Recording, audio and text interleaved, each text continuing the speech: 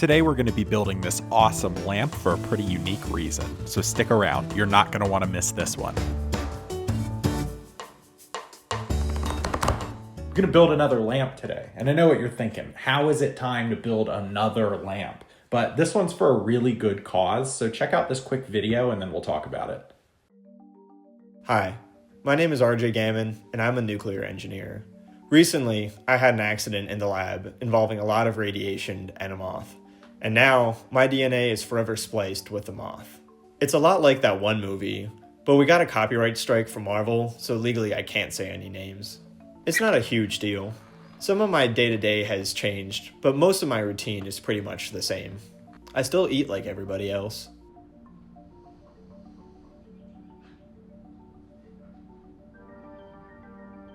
My sleep has been pretty normal, and I feel way more in shape than before.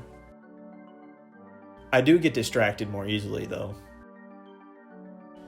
Hey, new season of Jersey Shore's on. Do you want to watch? Dude, I wish, but I'm swamped right now.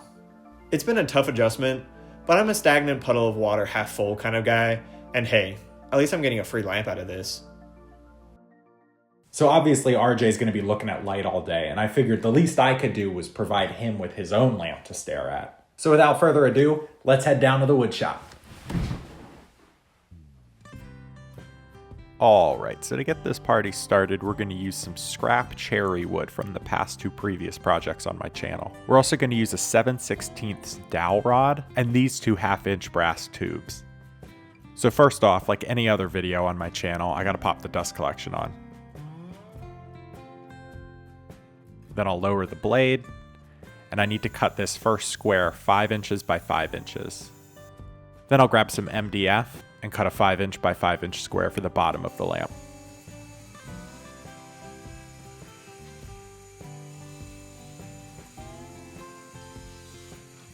I move the fence into 3 inches, and then with the big slab of wood, I'm cutting the base of the lamp.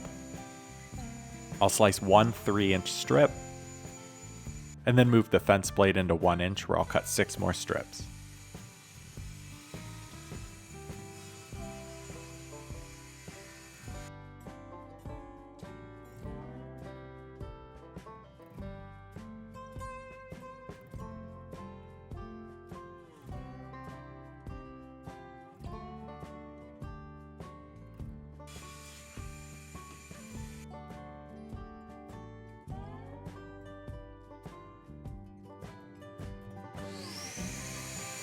As you can see here, even with the dust collection on, I'm still having issues. I think it's the shop vac I use, so let me know in the comments if you have any recommendations.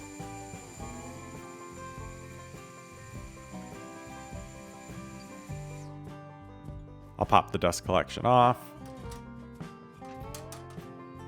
And then it's time to square off these pieces. I use this little fence and then cut off the very end of each piece.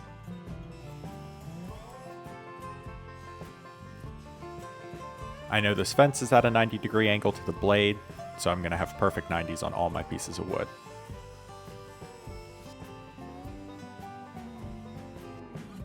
Next up, it's the corner cut, so I'll tilt the blade down to 45 degrees. And instead of measuring in 5 inches, I'll just use the top as a reference. This way, it's exactly the distance I need.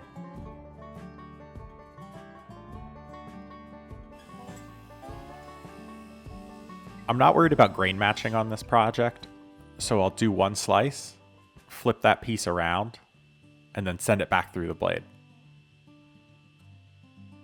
I make sure to go very slow since my fingers are near the blade. You don't want to have any kind of accidents when you're doing this. I'll set that to the side, flip the piece over, and then send it through again.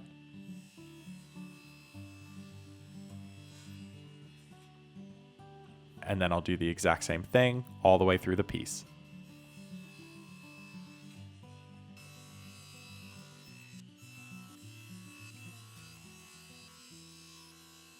I'll repeat that for the remaining pieces of wood.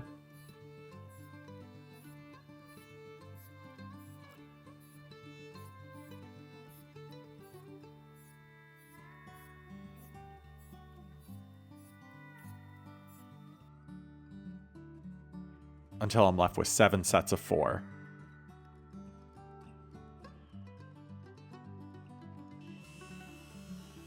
And then the exact same process for the base of the lamp, except that's 3 inches tall instead of 1 inch tall.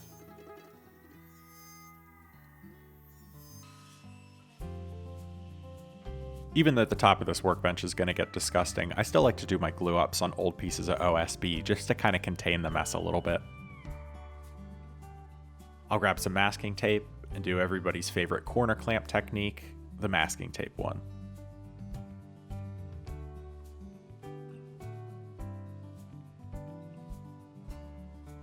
Laying all 4 pieces out on the tape, I repeat that process for the remaining 6 sets.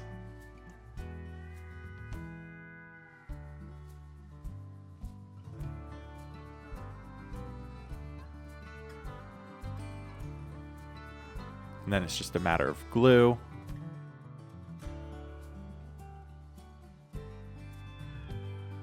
Spreading the glue out on the joints. And then having all the 45s meet.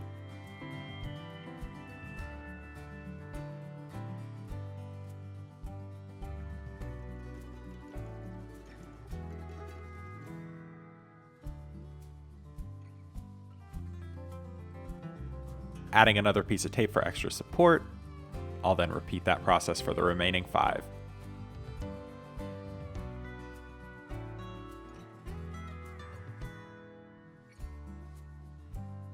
I like to use this 90-degree jig that I made when I do glue ups like this. Sometimes while the glue is drying, the angles can drift a little bit, so you can have like an 89-degree angle instead of a 90-degree angle. Which doesn't sound like a lot, but it can make the project look kind of wonky.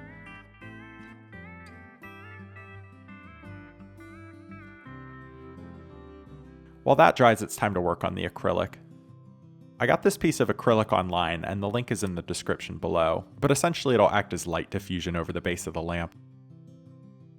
Since the base is 5 inches by 5 inches, I can cut the acrylic 4 inches by 4 inches, and it'll fit snug right inside. I measured out 4 inches and scored it a few times with my X-Acto,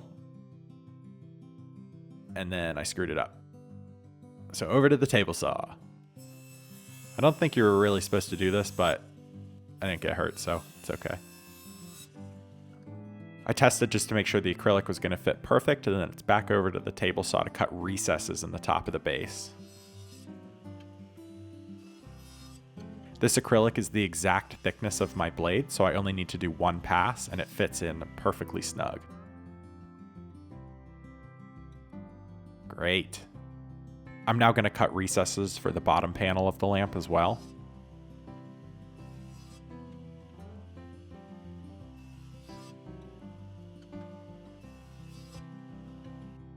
I went into the board 1/2 inch, and now I'm going up 1/2 inch from the bottom.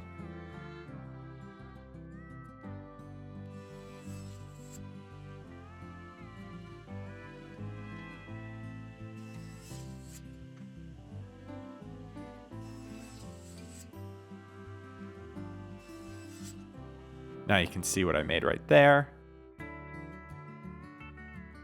And I'm going to make a mirror image of that out of this MDF.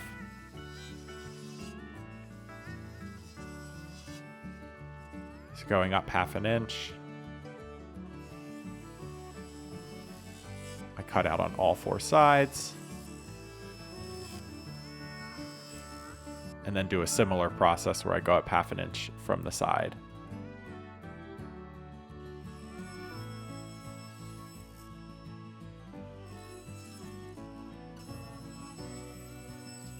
And what I'm left with is this little plug that fits perfectly into the base of the lamp. Just like that. Since I'm going to be using a finish on this lamp, I decided to cover the acrylic in this masking tape. This will just make sure I don't have to worry about spilling a little bit of finish on it and discoloring the acrylic. I'll lay down 3 strips of tape. Put all 4 sides of my base on.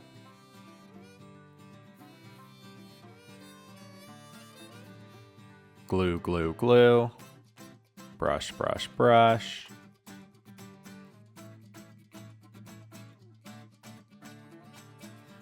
Slot the acrylic in, then being very careful, I assembled the box around the acrylic. I had to use just a little bit of pressure to get these last few in. And then added some tape for extra support.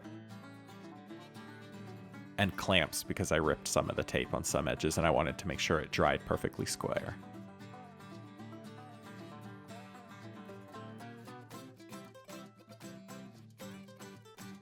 I let that dry overnight and then took an unbelievable amount of time to peel all the tape off.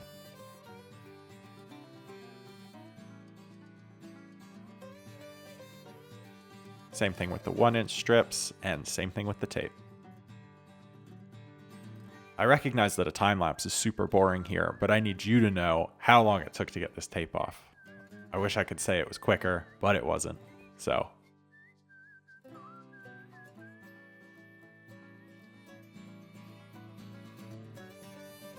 Over to the belt sander, which I clamped down to the work surface. I've noticed during time lapses in my other videos that this unit tends to drift a little bit, so I went ahead and sanded. And once again, we're at another time lapse. I couldn't think of a better way to showcase this, so anybody who has ever done woodworking before knows just how boring sanding can really be.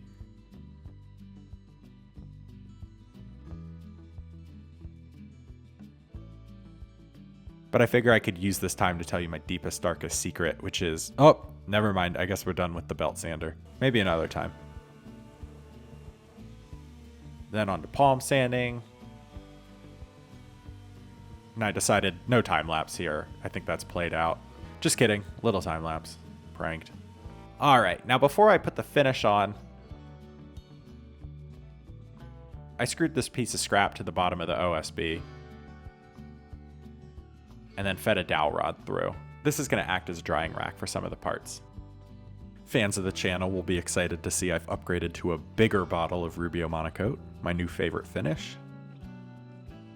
And I've talked about this in other videos, but Rubio's quickly become one of my favorite finishes I've ever used. I was a big tung oil guy before this, but that finish just smells so bad. You have to do a bunch of coats. It takes like a month to fully cure.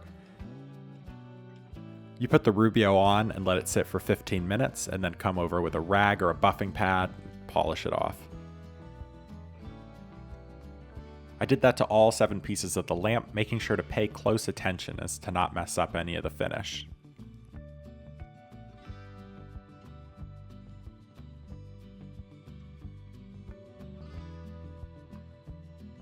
With real estate and a shop like this coming at a premium, some tools don't have a permanent home, like my drill press. But for how infrequently I use it, I can take it up and down every so often.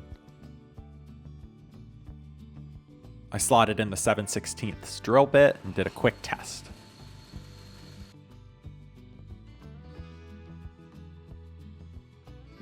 Since I have to make repeat holes in all the slices of the lamp, I was going to make a jig, but I realized I had one that I made 2 videos ago that was also 5 inches by 5 inches.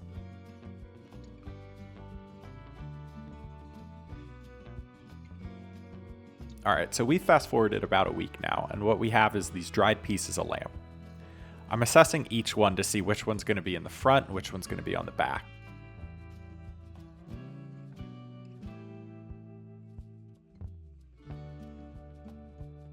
Then with some masking tape, in the top right corner of the back, I marked them all so that when I use the jig, it'll be in the same place for each one. I marked the jig as well. Then at the drill press, I'll line those 2 pieces of tape up, and then tape the jig down onto the piece of lamp, and punch out all 4 holes. I finished the lamp before punching the holes out for 2 reasons. The first being that once the lamp is assembled, it'd be hard to get finish in all the nooks and crannies. And since this bit doesn't have any tear out, I wasn't worried about that. The second being that the diameter of the hole is the exact diameter of the dowel, and I was worried that if any dried up Rubio got in there and missed, I wouldn't be able to slot in the dowel rod. I repeated the process for the other 5.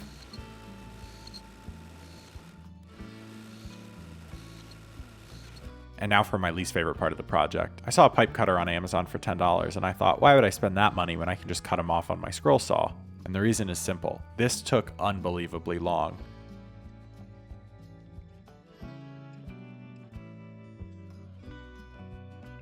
Cut out 24 pieces, and each piece took about a minute, which doesn't sound like a lot, but when you're running your hands that close to the blade with it vibrating, minutes start to feel like hours.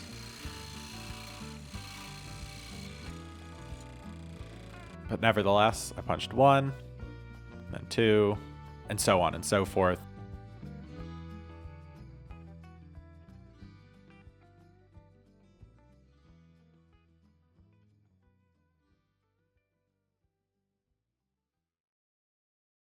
Until I had 24 identical pieces.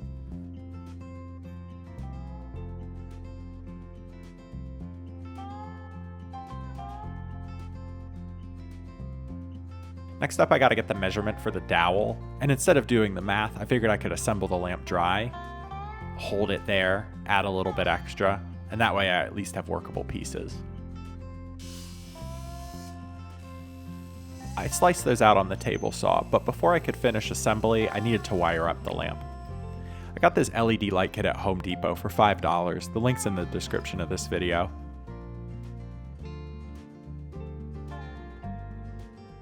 I punched a hole for the wire and then went over to the drill press. My plate doesn't go low enough, so I had to work off the base. I used my router bit set, and it fit perfectly.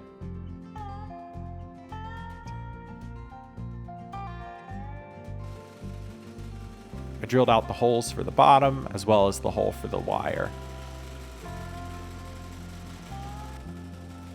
Next up, I'll do the same for the lid, but I don't want to go all the way through, so I set my plunge depth on my drill press. I can do that by tightening these 2 bolts against each other. Then when I go down, it won't go past a certain point. I punched all 4 of those holes out, and next up was to feed the wire through, but as you can see, the hole I made isn't big enough. So I'm going to have to snip it, fray the wires, and then send that through the hole. Now you might be thinking to yourself, you can't turn a lamp on with a snipped wire. Now I thought you could, but after some investigation I guess you can't, so I'm gonna have to solder these back together. I learned this cool trick where instead of trying to solder both wires together at the same time, you can spill some solder on the open wires, let those cool, then hold the 2 wires together, melt the solder, and they will re-adhere to each other. Then slide the heat shrink over, shrink it up, and now it's time for final assembly. Quick test to make sure the LEDs work. Green for eagles, go birds. And then pay attention here because this was really hard to film and I don't want you to miss a single step, but it's very complicated how I got these LEDs in.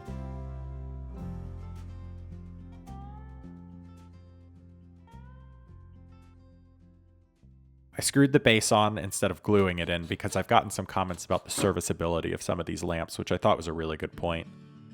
Dab of glue, dab of glue, dab of glue, and dab of glue. Dowels in.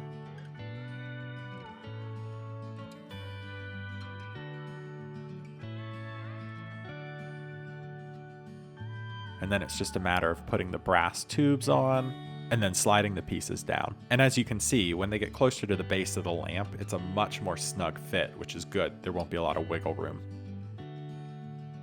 4 more pieces of brass and another piece of lamp.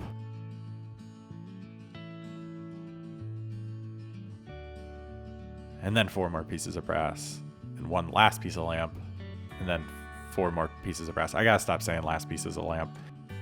Put a little glue in the top, and then I use the back of a paintbrush to kind of spread it around. Pop that on top. Had to make some quick micro adjustments, but everything fit really snug. And once it was on there, it was not coming off. And just like that, another project done. Cue the cool guy montage.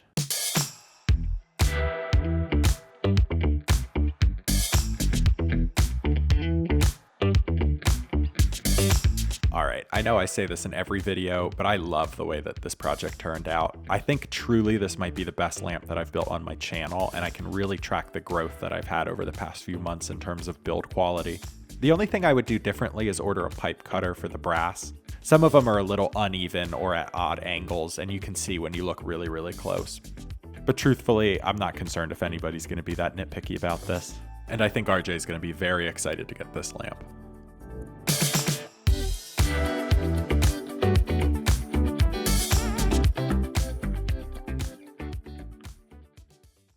Stand in the place where you live. Working on my claymation.